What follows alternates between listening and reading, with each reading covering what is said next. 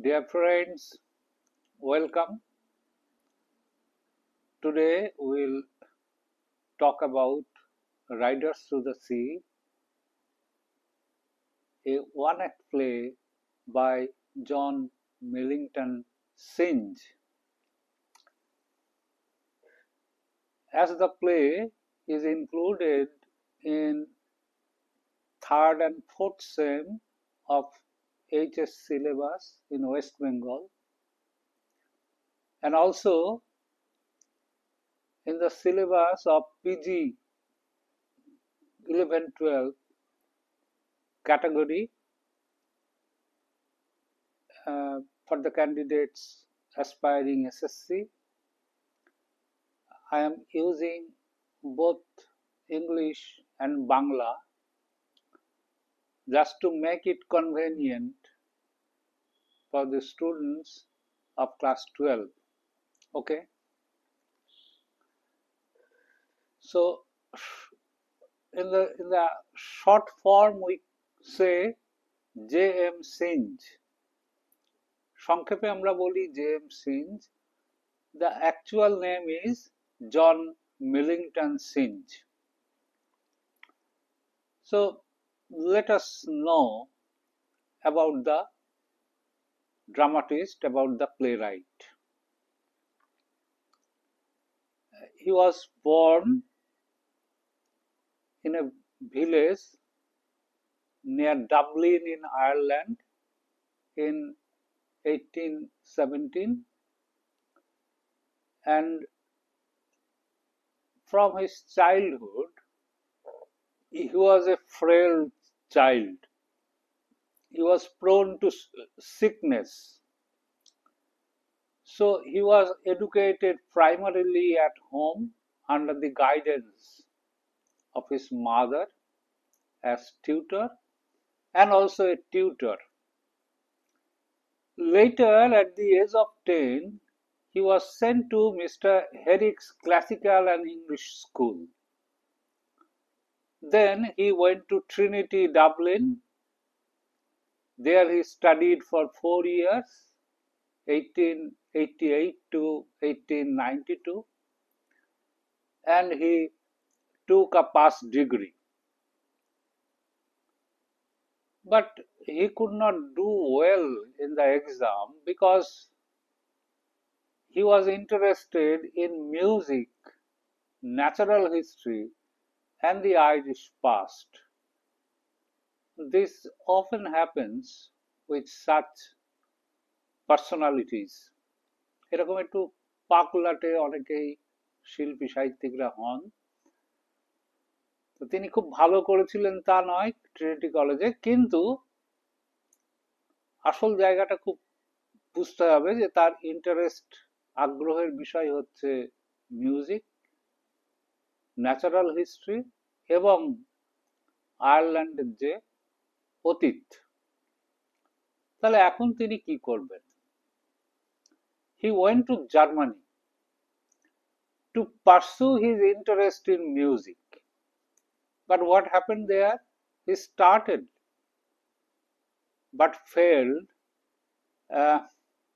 because he thought that he could not be a very good public performer. Germany গেলেন সঙ্গীতের টানে, গিয়ে আবিষ্কার করলেন যে না, জনগণের সামনে, লোকের সামনে তিনি ভালো পারফর্ম করতে পারবেন না।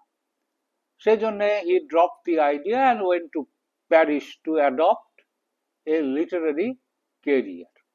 সাহিত্যিকের জীবন বেছে নিয়ে তিনি বেছে নেবেন বলে চলে গেলেন ফ্রান্সে, প্যারিসে। What happened there? He started writing essays and literary criticism. He earned by teaching English, and there accidentally he happened to meet, probably in 1896 or in 1897, he met W.B. Yeats, another renowned poet of the Irish nationalist movement.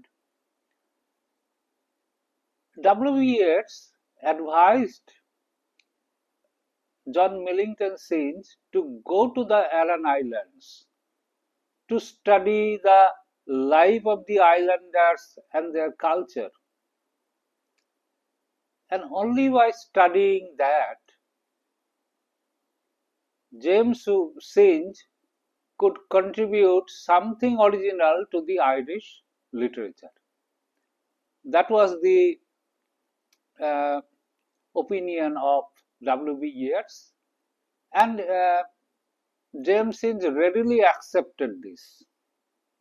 তাহলে তাকে তৎকালীন নামজাদা কবি, যিনি আয়ারল্যান্ডের জাতীয় আন্দোলনের সঙ্গে যুক্ত, তিনি তাকে বললেন যে তোমার মৌলিক কিছু কাজ যদি করতে হয়, তিনি হচ্ছেন W. B. Yeats, তিনি বললেন মৌলিক কিছু যদি অবদান রেখে যেতে হয় তাহলে তোমাকে এখন কোথায় যেতে হবে? অ্যারান আইল্যান্ডসে। সেখানকার মানুষকে, সেখানকার জীবনযাত্রাকে খুব ভালো করে পর্যবেক্ষণ করতে হবে এবং সেইটা সাহিত্যের ভাষায় লিপিবদ্ধ করতে হবে। এবং অদ্ভুতভাবে জেমস সিঞ্জ কিন্তু ইয়েটসের এই উপদেশ মেনে নিলেন। He visited Aran Islands several times. অনেকবার অ্যারান আইল্যান্ডস তিনি ভিজিট করলেন। এখন প্রশ্ন হচ্ছে অ্যারান আইল্যান্ডস আবার কি জিনিস?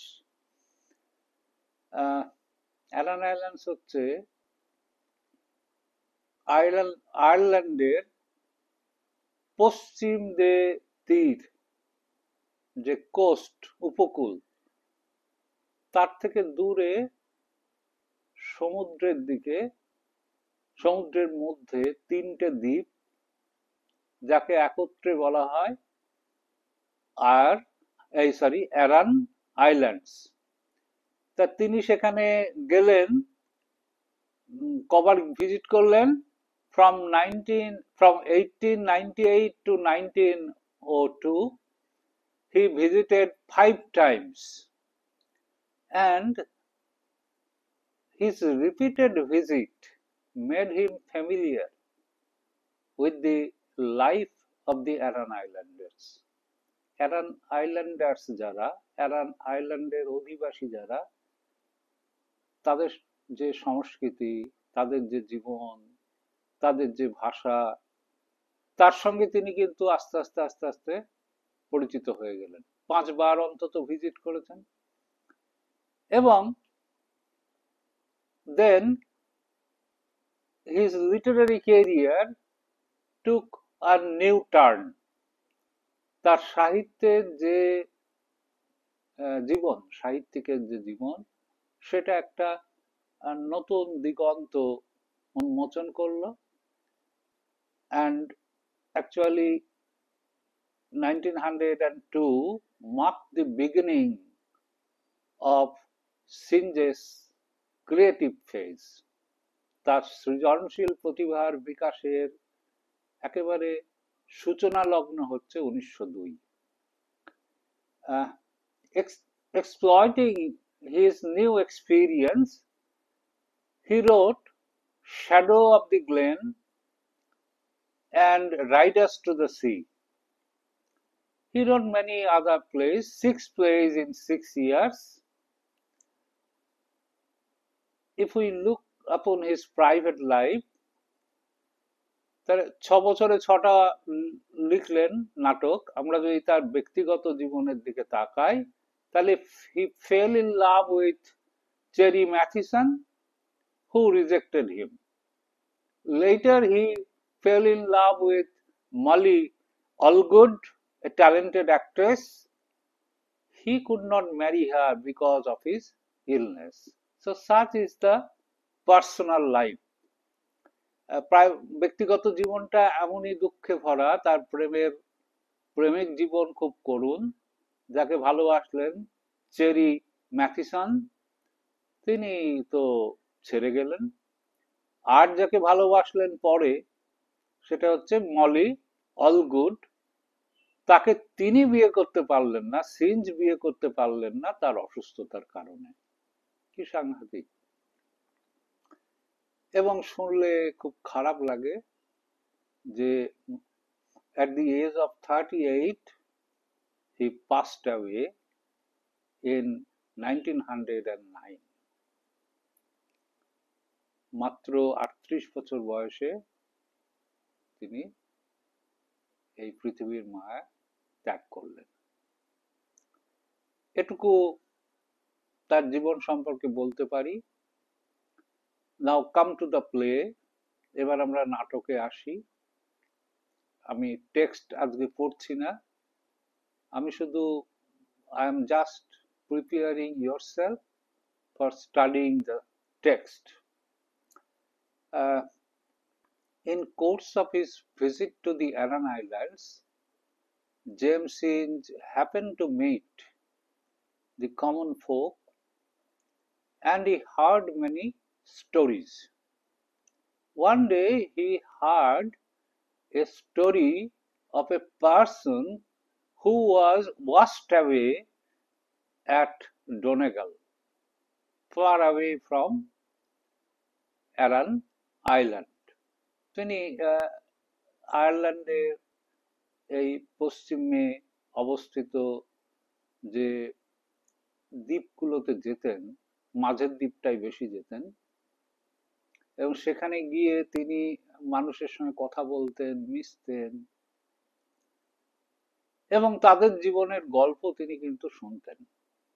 তা একদিন তিনি একজনের কাছ থেকে এই গল্পটা শুনলেন, কেমন করে একটা মানুষকে অনেকটা দূরে মূল ভূখণ্ড থেকে সেখানে, এবং ওই অ্যারান আইল্যান্ড থেকেও দূরে একটা জায়গায়, ডোনেগাল বলে একটা জায়গায় একটা মানুষ, তাকে তার ডেড বডি পাওয়া গিয়েছিল।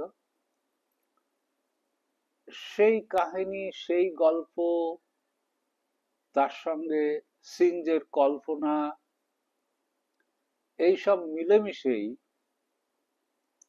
রাইডার্স টু দ্য সি নাটকের জন্ম। তাহলে এইটা আমরা প্রাথমিকভাবে জানলাম যে রাইডার্স টু দ্য সি নাটকের জন্মটা কিভাবে হলো।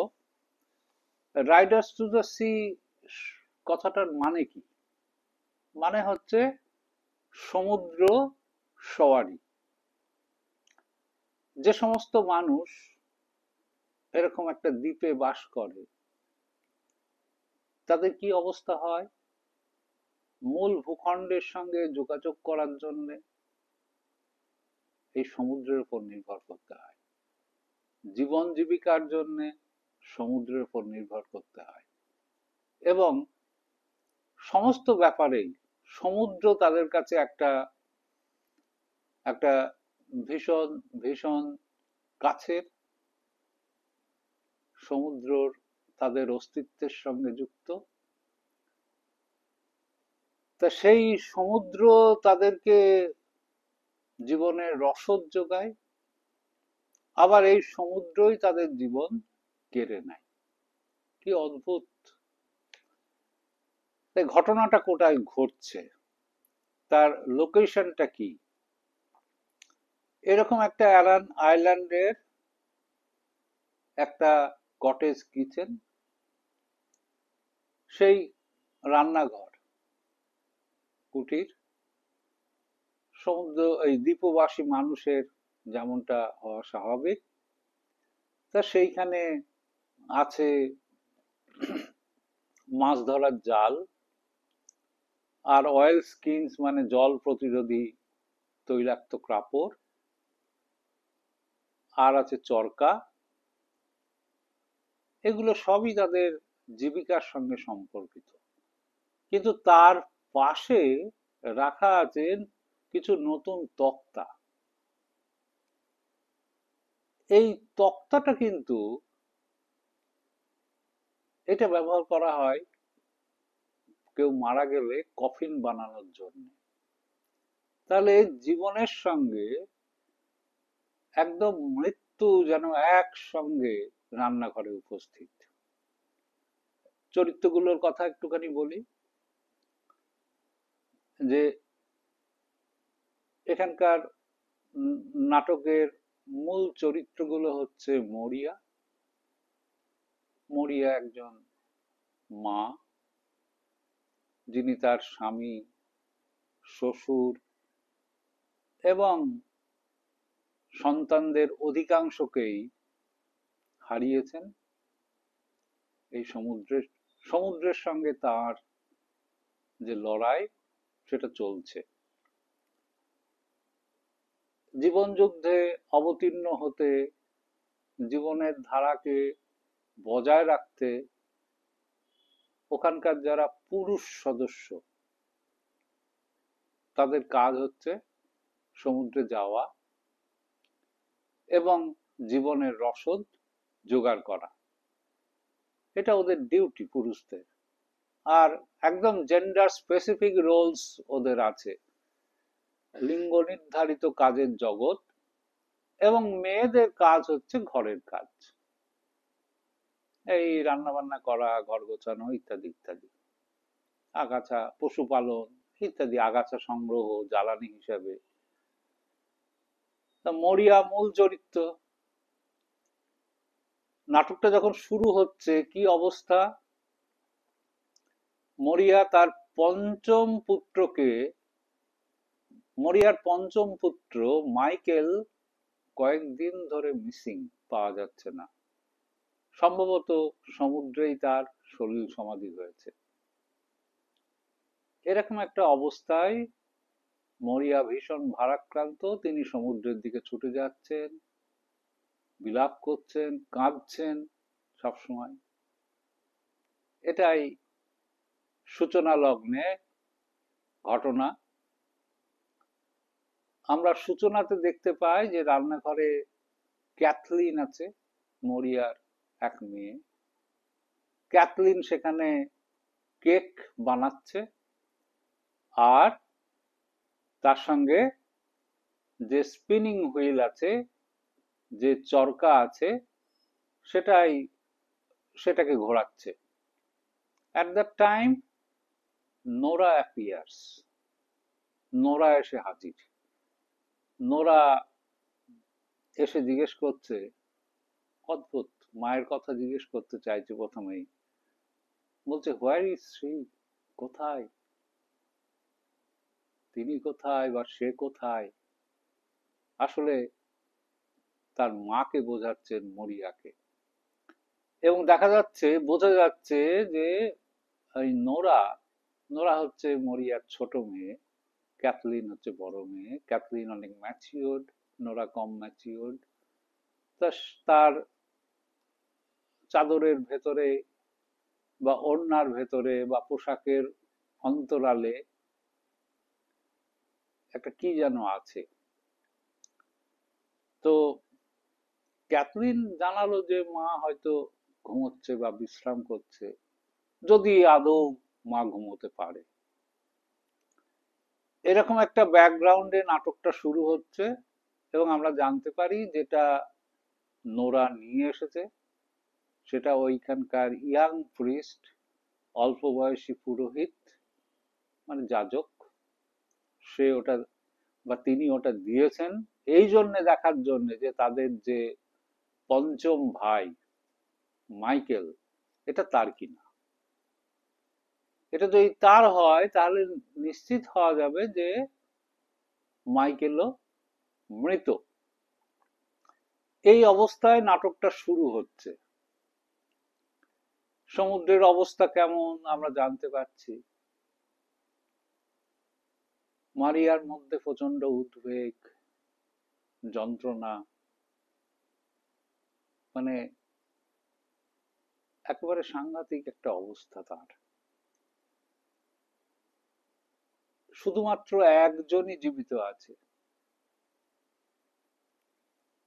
যদি মাইকেল মারা গিয়ে থাকে, তিনি হচ্ছেন ওই বাড়ির ছোট পুত্র বার্টলি।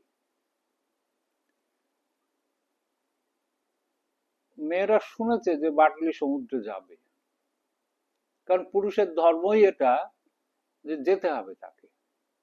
মরিয়া আপ্রাণ চেষ্টা করে যাচ্ছেন, সরাসরি ওকে বলছেন না যেতে হবে না, কারণ উনি জানেন আজ না হয় কাল যেতেই হবে, এটাই পুরুষের কাজ। কিন্তু উনি নানা অজুহাতে ওকে বারণ করছেন, বার্টলিকে বারণ করছেন মরিয়া না যাওয়ার জন্য। আর বার্টলিও সে কথায় খুব বেশি পাত্তা না দিয়ে চলে যাচ্ছে। ইতিমধ্যে মরিয়া তো শুধু যন্ত্রণা কাতর মা, শোকস্তব্ধ মা, মনে মনে শুধু শোকের ছবি দেখছেন, শুধু মৃত্যুই দেখছেন। তাই তিনি ভাবছেন যে বাটলি গেলে আর হয়তো ফিরবে না, আমার পরিবারে আর কোনো পুরুষ সদস্য থাকবে না। এই এই যন্ত্রণাটা একেবারে শুরু থেকেই এই যে পেইনফুল এক্সিস্টেন্স, এই যে হিউম্যান সাফারিং, এটা কিন্তু নাটকটাকে চালিত করছে, এগিয়ে নিয়ে যাচ্ছে। এবং ক্যাথরিন এন্ড নোরা, এই দুই বোন এখানে কিছুটা গ্রিক নাটকের কোরাসের মতো কাজ করছে। তারা ওই পরিস্থিতি কি আসবে তার উপর, কি হতে পারে, কি হতে চলেছে, এর উপর নজর রাখছে, এর উপর মন্তব্য করছে। তারা যেন সবটা বুঝতেও পারছে, অনুমান করছে। ইতিমধ্যে হয়েছে কি, বার্টলি যখন গেল তখন তাকে কেকটা দিতেও ভুলে গেল, মরিয়া তাকে আশীর্বাদ করতেও ভুলে গেলেন। শেষে মরিয়াকে পাঠানো হলো, যাও তুমি ছেলেকে আশীর্বাদ করো আর কেকটা দিয়ে এসো। মরিয়া সমুদ্রের ধারে গিয়ে এক ভয়ঙ্কর দৃশ্য দেখলো। কিছুটা সমুদ্রের ধারে যেতে গিয়ে দেখলো সে দৃশ্য অতি ভয়ঙ্কর, যে বার্টলি যাচ্ছে আর তার পেছন পেছন যাচ্ছে মাইকেলের ঘোস্ট। এই ভয়ঙ্কর একটা দৃশ্য আসলে তার ওই টর্মেন্টেড, মানে it is a reflection of her tormented mind, her tragedy, her grief. এবং এইটা দেখার পরে she returns home with a heavy heart, and she tells her daughters, I have seen the fearfulest sight. And it is a clear premonition that Bartley is likely to die. In reality, it happens so. After a while, mourners come, and the dead body of Bartley is brought. And what happens there, very interestingly, Moria, the mother, laments the loss of all the male members of her family. But gradually, she elevates herself. She prays for all the living members, all the male members, whoever living in the Aran Island. So, instead of becoming Bartley's mother or Michael's mother, she comes out as universal mother. শুধুমাত্র Bartley বা মাইকেলের মা নন, তিনি হয়ে ওঠেন সার্বজনীন মাতৃত্বের প্রতীক। তিনি সবার জন্য প্রার্থনা করেন, সব সন্তানের জন্য যারা সমুদ্রে যায়। খুব অদ্ভুত ভাবে তিনি বলছেন সমুদ্রের সঙ্গে এই লড়াই তার যেন শেষ হলো, তিনি যেন সব হারিয়ে হারানোর ভয় মুক্ত হলেন, আর তো কিছু হারানোর নেই। এবং তিনি বলছেন শেষে, no man at all can be living forever, and we must be satisfied. কোনো মানুষ তো চিরকাল বেঁচে থাকে না, ফলে এটাকে আমার মেনে নিতে হবে। With calm resignation, she accepts death, and no longer she is afraid of the sea. এখন আর সমুদ্র দেখে তার ভয় লাগে না। এটাই নাটকের ঘটনাবর্ত, এটাই ঘটছে। এবং যে জিনিসগুলো ভাববার, যেখানে নাটকটি যে ভাষায় লেখা, সেটা ইংরেজি আবার ইংরেজি নয়, এটা একটা গেলিক ডায়ালেক্টে লেখা, যেটা ওই অ্যারান আইল্যান্ডের অধিবাসীরা, তাদের যে মৎস্যজীবীরা, কৃষিজীবী মানুষ ব্যবহার করে। এক, ২ নম্বর মনে রাখা দরকার যে এই লোকগুলো, আমাদেরও যেমন অনেক কুসংস্কার আছে, হাঁচি টিকটিকি তো আছেই, ওদেরও প্রচুর কুসংস্কার, তো তার রেফারেন্সও এখানে কিন্তু আছে।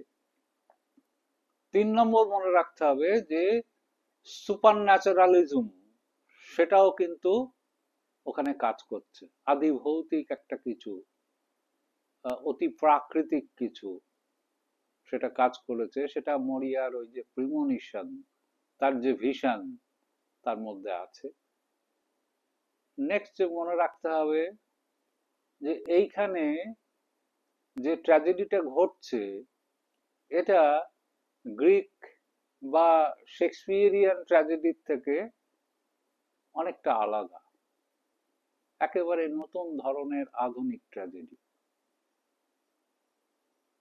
আর একটা জিনিস মনে রাখতে হবে যে এটা একটা ওয়ান অ্যাক্ট প্লে, ফলে পর্দা পড়ছে না, একদম শুরু থেকে নাটকটা চলতে থাকছে একই জায়গায়, সেদিক থেকে। আর এর ব্যাকগ্রাউন্ডে রোলিং সি আছে, গর্জনশীল সমুদ্র গর্জে যাচ্ছে, তার সঙ্গে মানুষের এই অসম লড়াই। আর তাদের কালচার, তাদের খাদ্যাভ্যাস, তাদের যে জীবনের সরলতা, সব এখানে উঠে এসেছে। এবং এত গভীর, অল্প কথায়, মাত্র কয়েক পৃষ্ঠায় যে গভীর মানবিক বা যে গভীর মানব ট্র্যাজেডিকে তিনি তুলে ধরেছেন, এই দ্বীপবাসী মানুষের যে ভীষণ কষ্টকে তুলে ধরেছেন, যে ভীষণ যন্ত্রণাকে তুলে ধরেছেন, তা সত্যিই আমাদের অবাক করে।